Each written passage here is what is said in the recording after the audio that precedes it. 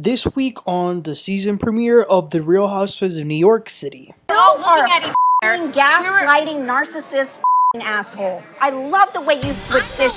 I'm talking about you, and you're talking about the that I said. Guys, come on. Yo, what is up, everybody, and welcome back. Let's talk about the new season of The Real Housewives of New York City.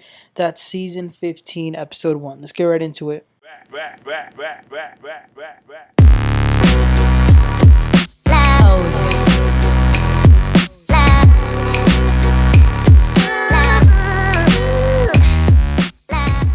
Okay, guys, I'm gonna be totally honest with y'all. I wasn't really excited about this premiere at all. Really, I didn't even know it was happening until like the morning. I saw that it was coming back, and I thought, okay, well, I guess we'll watch because I cover the Housewives, but this is definitely my least favorite out of all the franchise.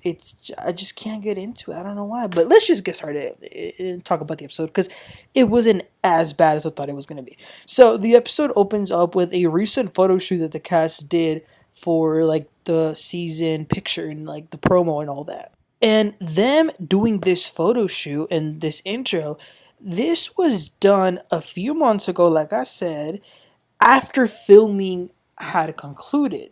So they're kind of trying to tease us on what's going to come towards the end of the season, and it looks like there will be some sort of feud between Brynn and Ubah. Then we go back 3 months back in time. The opening scene is Brynn. She must have cashed her season 1 check because she moved into a new apartment. It looks very nice. Remember, last season, we didn't really know where she lived or who she lived with. So she's moving in, and then her brother comes over. She also got a new dog. And Brynn wants to do a little get-together with the girls because apparently they get along pretty well with her brother.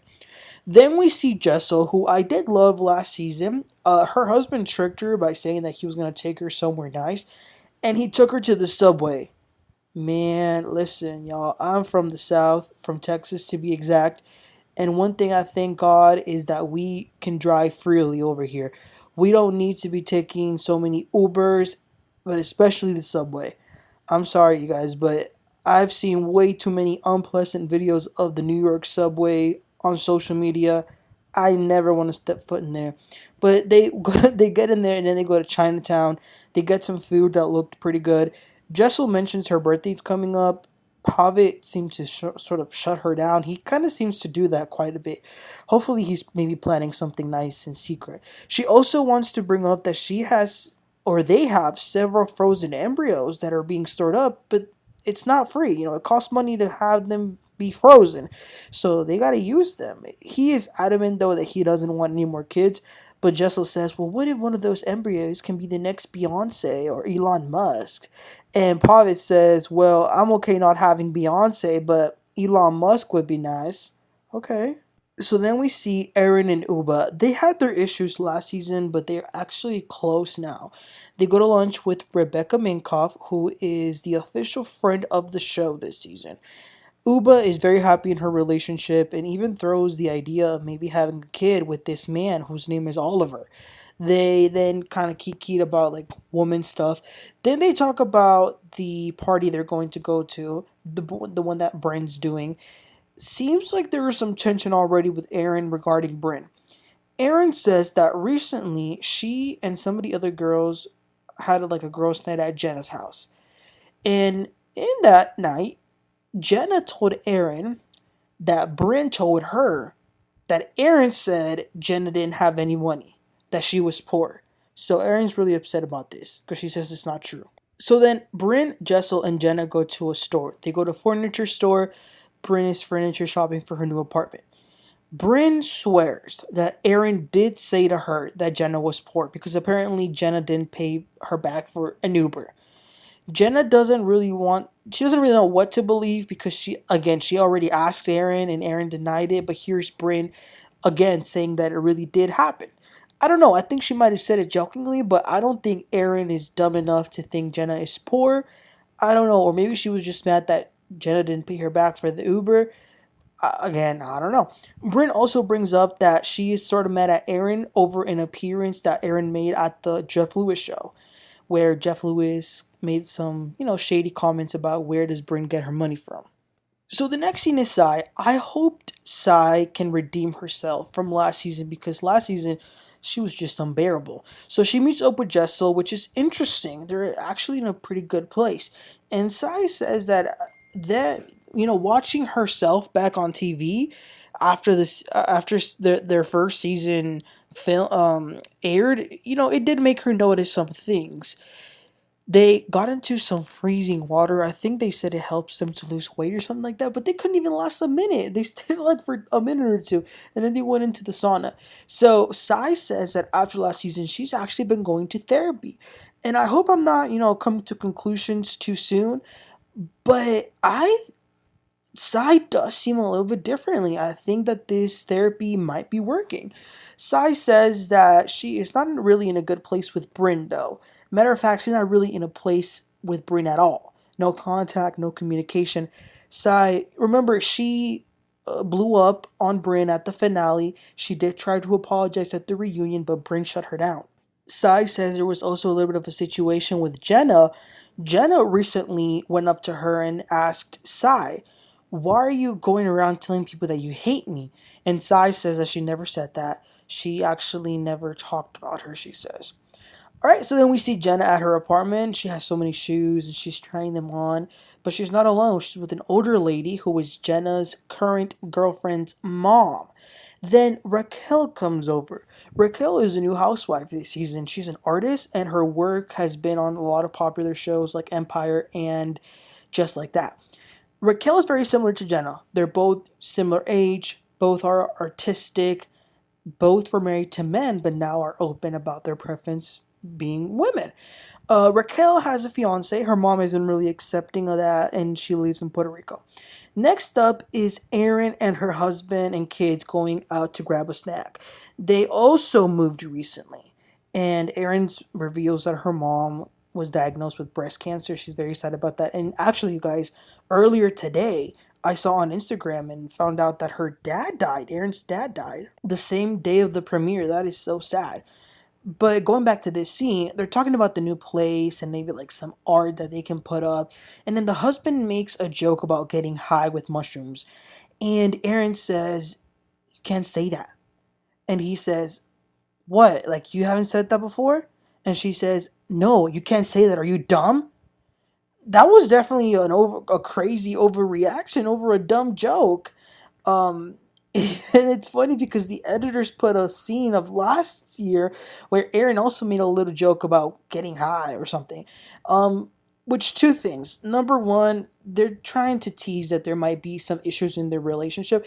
But number two, moments like these, and we had them also last week with Real Houses of OC with Heather Dubrow. Moments like these where they're like, "Don't say that," like on camera. It leaves a bad taste in the viewer's mouth because you can tell how they're being fake by saying don't mention this on camera. They're breaking the fourth wall, but they're also showing you that maybe are they pretending when they're on camera? But anyway, it is then the day of the party that Brynn is throwing. All of them are going to be there. We see Raquel get ready with her fiance. Raquel also has two kids, and she says that co-parenting with their dad it goes very well. They then start to arrive. They were like I think maybe like a restaurant, I'm not sure. Some very awkward hellos and how are yous. When Jessel arrives, she goes to get a drink with Brynn and tells her that she got a text from Erin the night before saying, "I'm so disappointed."